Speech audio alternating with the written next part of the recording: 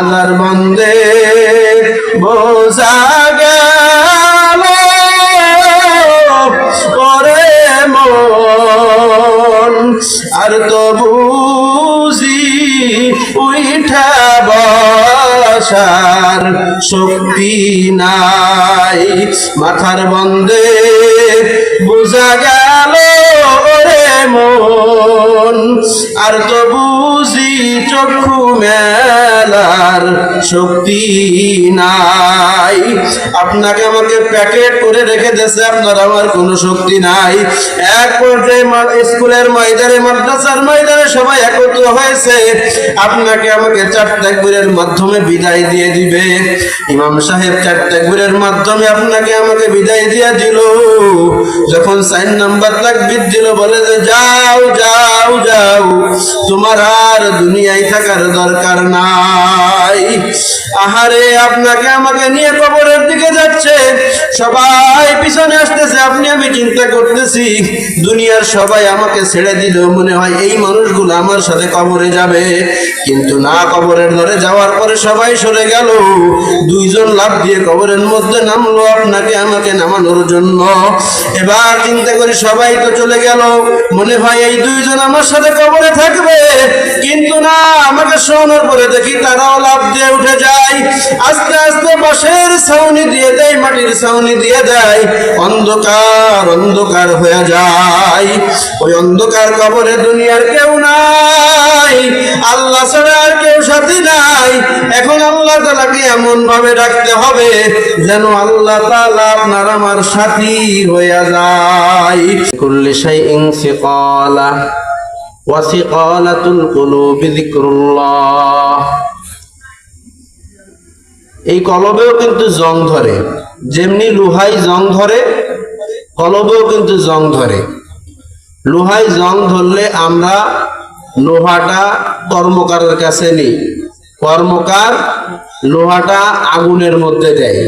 আর আগুনের মধ্যে দেওয়ার পরে যখন লোহার কালার আর আগুনের কালার পার্থক্য করা যায় না, টকটক করে আগুনের মতো, তখন ওটাকে যখন ফিডান দেয়, সে সময় আস্তে আস্তে জং ছেড়ে দেয় এবং ওর পূর্বের রূপে ফিরে আসে। আল্লাহ তাআলা যে আপনাকে আমাকে দামি বানাইছে, যে এই জিনিসটার ওসিলায়, যে কলবের ওসিলায়, এই কলবটা কিন্তু কুকুর, শিয়াল, এই অন্য প্রাণীর নাই, যার কারণে তারা দামি না। আমরা হলাম আশরাফুল মাখলুকাত, দামি একমাত্র কলবের কারণে। আর এই কলবটা শয়তানের ধোঁকায় গুনাহ করতে করতে করতে করতে, দাগ পড়তে পড়তে এক পর্যায়ে কলবটাও কালা হয়ে যায়। এই কলবটাও জং ধরে। আর এই জংটা ছাড়ানোরও একটা মাধ্যম আছে, সেটা হলো যিকরুল্লাহ। তো আমরা জিকিরের মজলিসে বসছি, আপনারা যত সম্ভব একটু নিকটের দিকে চলে আসবেন। অত দূরে বসে বয়ান করেও মজা হয় না, শুনেও মজা হয় না, একটু ধারের দিকে চলে আসবেন। তো আমরা এখন মাওলা পাকের জিকির করব। তো জিকির করার পূর্বে আল্লাহ নবী সাল্লাল্লাহু আলাইহি সাল্লাম বলে, আকসিরু যিকরা হাযিমিল লাযাতিল মাউত। তোমরা বেশি বেশি পরিমাণে মৌতের মুরাকাবা করো, মৌতকে স্মরণ করো। মৌতকে স্মরণ করলে লাভ আছে, কারণ আল্লাহ তাআলা বলে, ইয়াউমা লা ইয়ানফাউ মালু ওয়ালা বানুন ইল্লা মান আতাল্লাহা বিকলবিন সালিম। কিয়ামতের দিন কোনো ধন সম্পদ, সন্তান সন্ততি কোনো কাজে আসবে না। আর ওই কিয়ামতের ময়দানে যে ব্যক্তি কলবে সালিম, পরিষ্কার একটা নফস নিয়ে, পরিষ্কার কলব নিয়ে, ইখলাস ওয়ালা কলব নিয়ে আল্লাহর দরবারে হাজির হইতে পারবে, সেই সফল কাম। তো এই কলবটা পরিষ্কার করার জন্য আল্লাহ নবী 4টা ঔষধ লিখে দিয়েছে। এই 4টা ঔষধের একটা হলো বেশি বেশি মৌতের মুরাকাবা করা, বেশি বেশি জিকির করা, বেশি বেশি কবর জিয়ারত করা। কবর জিয়ারত করার সময় চিন্তা করতে হবে, আহারে যখন ডিজিটাল যুগে আমরা এখন আছি, আমেরিকায়, রাশিয়া, ইটালি, আমার ভাই, আমার চাচা, আমার মামা আছে, ভিডিও কলের মাধ্যমে কথা বলতে পারি, তার হাল পুরস্তি করতে পারি। কিন্তু আমার পায়ের কাছে আমার বাবা শুয়ে আছে, আমার পাশে আমার মা শুয়ে আছে, কবরের মধ্যে আমার পায়ের কাছেই তারা শুয়ে আছে, নিচেই শুয়ে আছে, কিন্তু আমরা এত নিকটে থাকার পরেও তাদের খোঁজ খবর রাখতে পারি না। এজন্য কবর জিয়ারত করতে হবে বেশি বেশি।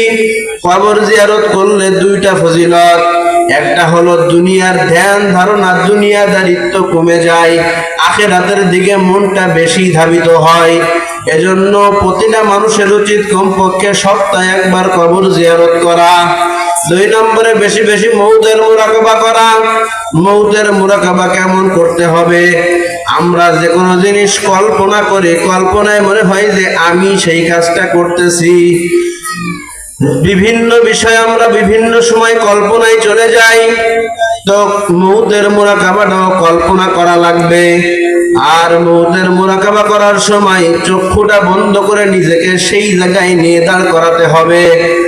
একটু সবাই চিন্তা করবেন যে আজকে মাহফিল শেষ করে গিয়ে ঘুমিয়ে গেছি, ঘুমের থেকে যখন নাকি ঘুমাইতে ঘুমাইতে ফজরের আজান হইল মসজিদে, প্রত্যেক দিন ফজরের আজান হলে লাফ দিয়ে আমি বিছনা থেকে উঠে যাই, কিন্তু যখন ফজরের আজান হলো আমি আর বিছনা থেকে উঠি না। যখন নাকি এক পর্যায়ে ফজরের আজানের পরে বিভিন্ন সময় দেখা যায় আধা ঘন্টা 45 মিনিট দেরি হয়, তারপরে নামাজ হয়। যখন নাকি এই সময়টা পার হয়ে গেল, বাড়ির পাশে মসজিদ, মসজিদে ইকামত শুরু হয়ে গেল। স্ত্রী এসে ডাক দিয়ে বলে, ও স্বামী, মসজিদে ফজরের নামাজের ইকামত হয়, আপনি কি নামাজে যাবেন না? অন্যদিন আপনি তো ঘুম থেকে উঠে আজান দিলেই ঘুম থেকে উঠে মসজিদে চলে যান, কিন্তু আজকে কেন আপনি মসজিদে যাচ্ছেন না? কিন্তু স্বামী কোনো জবাব দেয় না। এক পর্যায়ে যখন নাকি জবাব দেয় না, তখন স্ত্রী আস্তে করে স্বামীর গায়ে হাত দেয়, দেখে যে গা ঠান্ডা হয়ে গেছে। যখন নাকি টান দেয়, দেখে যে চিত হয়ে গেছে, হাত ঝুলে গেছে, নিজের মধ্যে কোনো কন্ট্রোল নাই। এবার স্ত্রী একটা চিৎকার দিয়ে বলে, কে কোথায় আছো?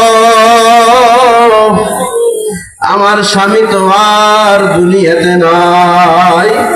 ও সন্তানেরা, তোমরা কোথায়?